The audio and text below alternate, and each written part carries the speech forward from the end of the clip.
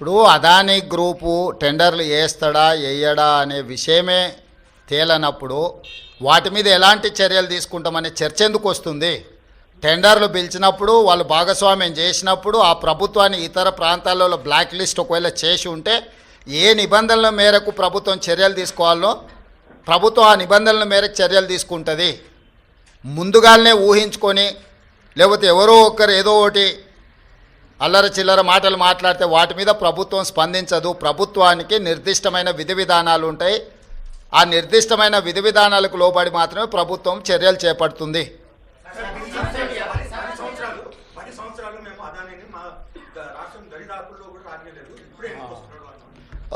ఆ లిస్టు కాగితం ఇక్కడ తీసుకో, ఎన్ని ఇటు ఇప్పుడు నోరు తెరిస్తే అబద్ధాలు మాట్లాడడం, ఇది అదాని పక్కలు ఉన్నాయని ఎవరు ఈయన పేరు గుర్తుపడతావా? ఏం పేరు ఈయన పేరు? మరి ఈయన చంద్రశేఖరరావు. ఆయన వంగి వంగి నమస్కారం పెడుతున్నాయి. అప్పుడు ఆయన వంగినా ఇట్లా ఇంతగా వంగినా?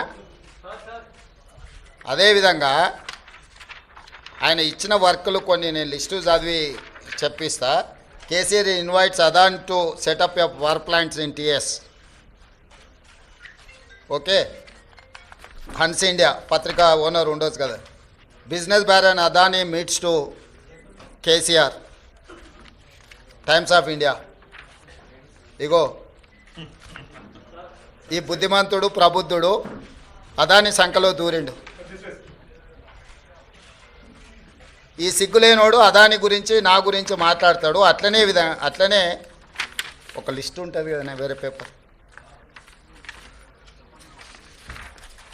ఇంత ఉందా, 12-13 లిస్టు ఉంటుంది చూడు ఒకటి. నేను ఆ లిస్టు చదివి వినిపిస్తాను నీకు.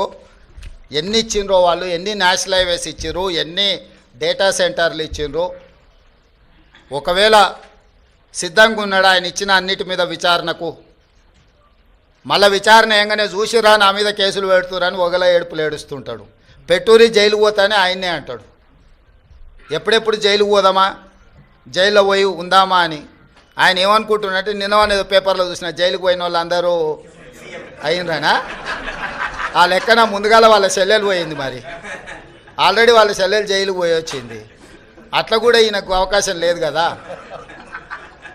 ఆ ఛాన్స్ ఒకవేళ తీసుకుంటే కేసీఆర్ ఫ్యామిలీలా ఆల్రెడీ వాళ్ళ చెల్లెలు జైలుకు పోయి వచ్చింది. ఆ ఛాన్స్ ఆల్రెడీ వాళ్ళ చెల్లెలు కొట్టేసింది. ఆ ఫ్యామిలీలో ఉన్న పోటీని తట్టుకోలేక.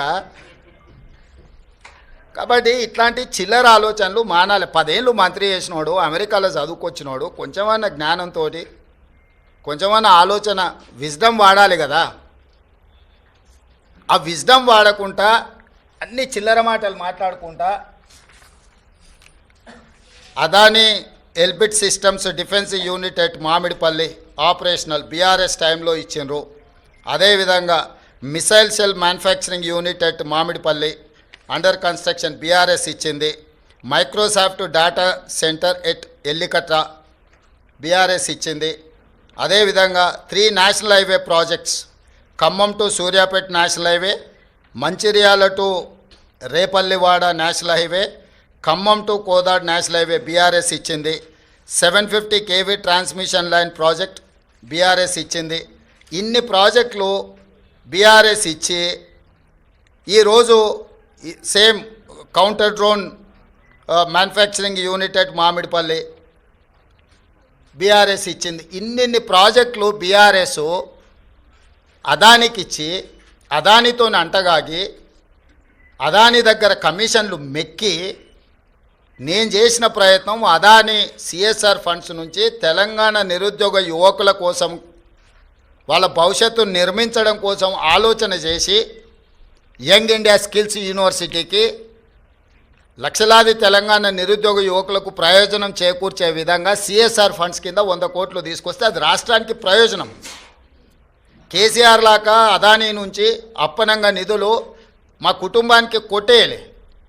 ఇన్ని ప్రాజెక్టులు ఇచ్చిండు. ఈ ప్రాజెక్టులు అన్నీ ఇచ్చినందుకు కేటీఆర్ను ప్రాసిక్యూట్ చేయాలనా? అదానీని కేసీఆరే కలిసిన కేటీఆర్ అనే కాదు. దీనికి ఏం సమాధానం చెప్తాడు? సో ఏది పడితే అది మాట్లాడితే చెల్లుద్ది. ఎన్ని చిల్లర మాటలైనా మాట్లాడతాం. మాకు అధికారం కోల్పోతే మేము సహనం కోల్పోయినామని 2023లో అధికారం కోల్పోయారు. 2024 జూన్లో డిపాజిట్లు కోల్పోయారు. ఇప్పుడు మెదడు కూడా కోల్పోయారు టీఆర్ఎస్ వాళ్ళు.